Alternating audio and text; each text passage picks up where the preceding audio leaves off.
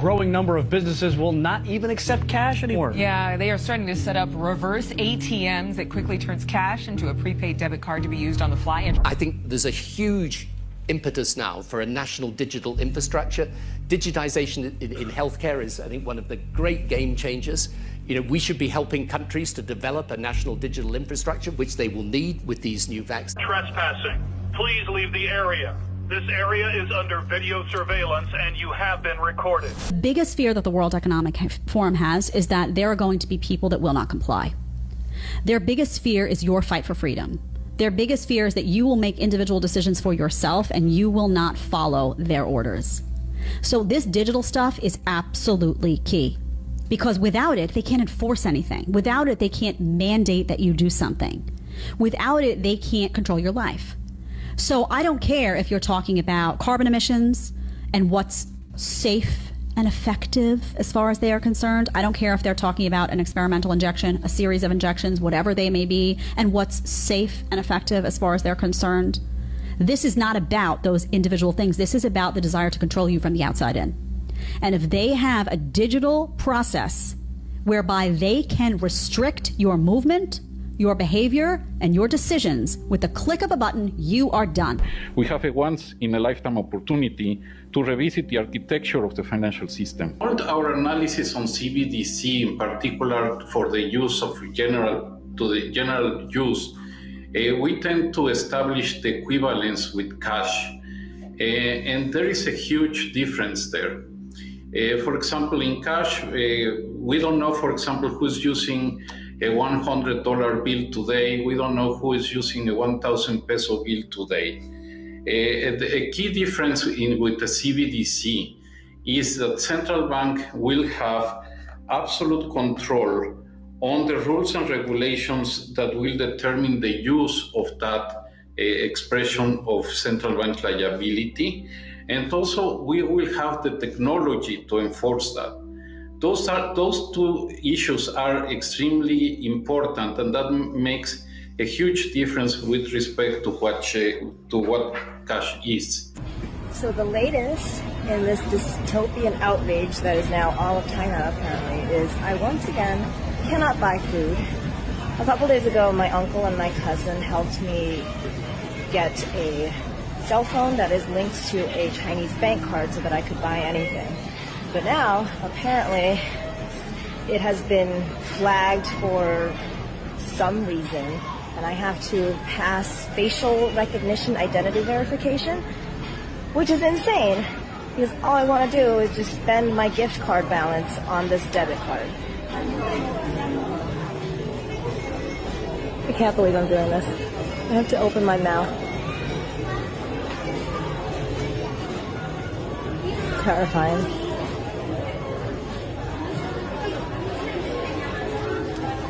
And of course, because it was my cousin who set this up for me, I did not pass verification. I guess it's a good thing that the Chinese app is not racist. But now, I once again can't buy anything. The Treasury says the U.S. Mint has made its final order of penny blanks and will stop making pennies when those run out, saving about $56 million in reduced material costs. Businesses will have to round up or down to the nearest nickel, which costs about 14 cents to make. The digital euro is on the move. Yesterday, the Governing Council of the ECB approved the opening of the preparation phase. It will be a journey, and we will walk the journey together with the legislator. All European institutions will be involved to make sure that Europe is equipped with the currency of the future. We have a cut-off date, which is October. So October 2025, my Governing Council has to decide whether we move forward or not. So that's an important date. My strong hope is that by then, the European Parliament has passed the legislation that will support the technological work, the policy work, the unified rule book that we are working on so that we can launch. Two arguments that we hear.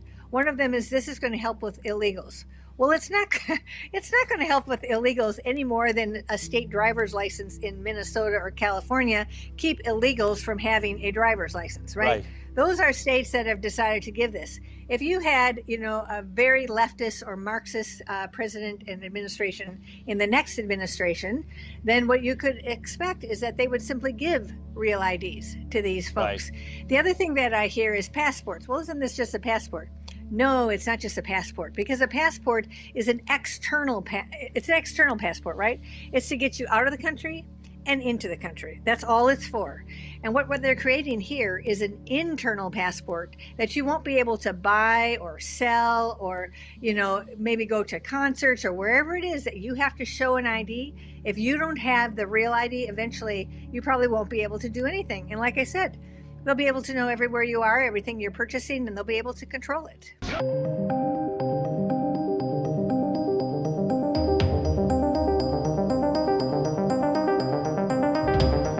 It's not only available in supermarket. It also works in a lot of penny shops now. Simply just look at the camera and just click confirm. It literally just takes seconds to check out.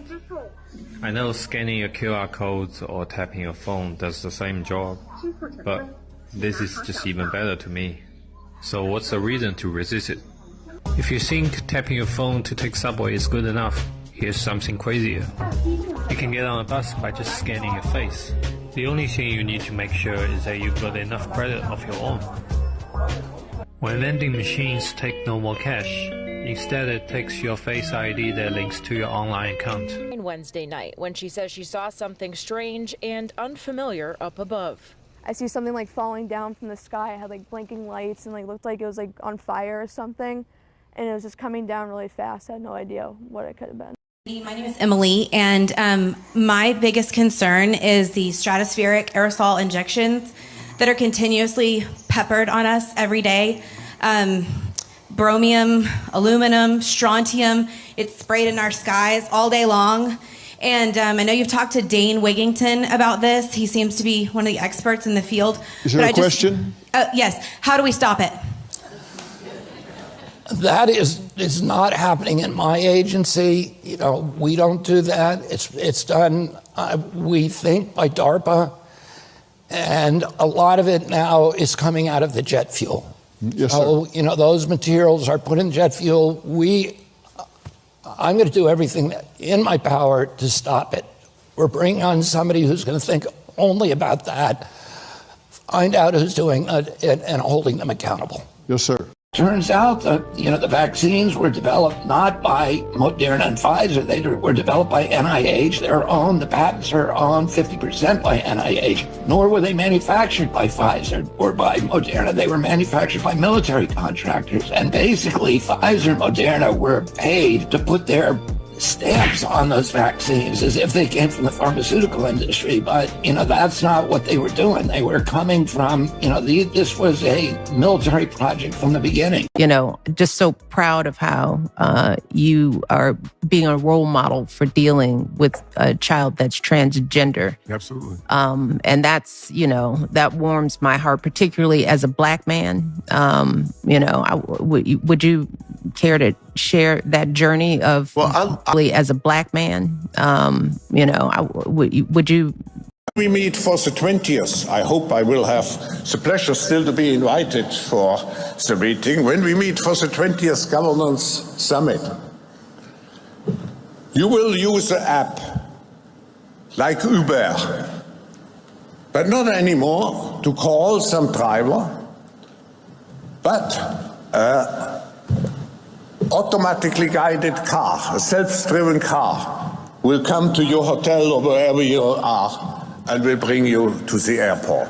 No, Los Angeles is one of the cities with the heaviest traffic, who told me in 2030 Los Angeles will be private car-driven free. And this will allow to transform highways into parks. Can you imagine that in 10 years when we are sitting here, we have an implant in our brains What happens if someone ultimately does get a Neuralink installed? What will take place? So you basically take out a chunk of skull, put the Neuralink device in there that has a battery and a Bluetooth and an inductive charger. Insert the electrodes. So the electrodes are very carefully inserted, avoiding, any veins or arteries. You stitch up the hole and you just have a little scar, and that's it. And you wouldn't even know that somebody has it. It could, in principle, fix almost anything that is wrong with the brain. You could also save state. And save state? Save state, like save your brain state, like a saved game in a video game. Whoa. And restore that state into a biological being if you wanted to in the future. In principle, there's nothing from a physics standpoint that prevents this. Now, you'd be a little different, but then you're also a little different when you wake up in the morning from yesterday. If you're going to rise in with a new global economy that's cashless, you got to get rid of the current one. Again, the Great Reset is really the Antichrist kingdom. Common sense, they just relabel. Their masters what I call relabeling. You can't say, hey, we're building the infrastructure for the Antichrist kingdom. No, that's a little too obvious, Doug. So they relabel it. It's the Great Reset, Joni. That's it's all just it is. We're going to reset the planet into a what? One world government, one world economy, cashless society, biometrically tied in, and a one world religion. That's all it is. His part is there's two sides to the Great Reset coin, I call it. The first one, most people are starting to catch on, praise God, including Christians, is an economic reset. And that's why Biden was brought in to destroy the dollar, because the dollar has to go because it's the backbone of the global economy. But they don't realize, and this is where Harari comes in, there's a second agenda just as important, just as much promoted. Okay, so the template that you're using to understand this is like science fiction, right? These are an advanced race of beings from somewhere else. But the template that every other society before us has used is a spiritual one. There is a whole world that we can't see that acts on people, a supernatural world that's acting on us all the time for good and bad.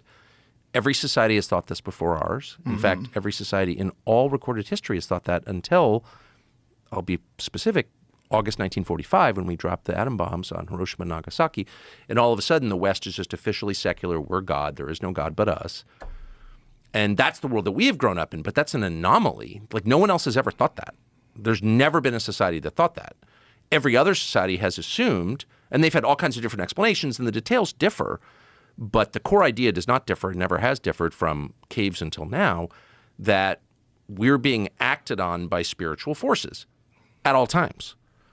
And so to someone born before or living before 1945, I think it would have been much more obvious that this is the thing that every society has written about.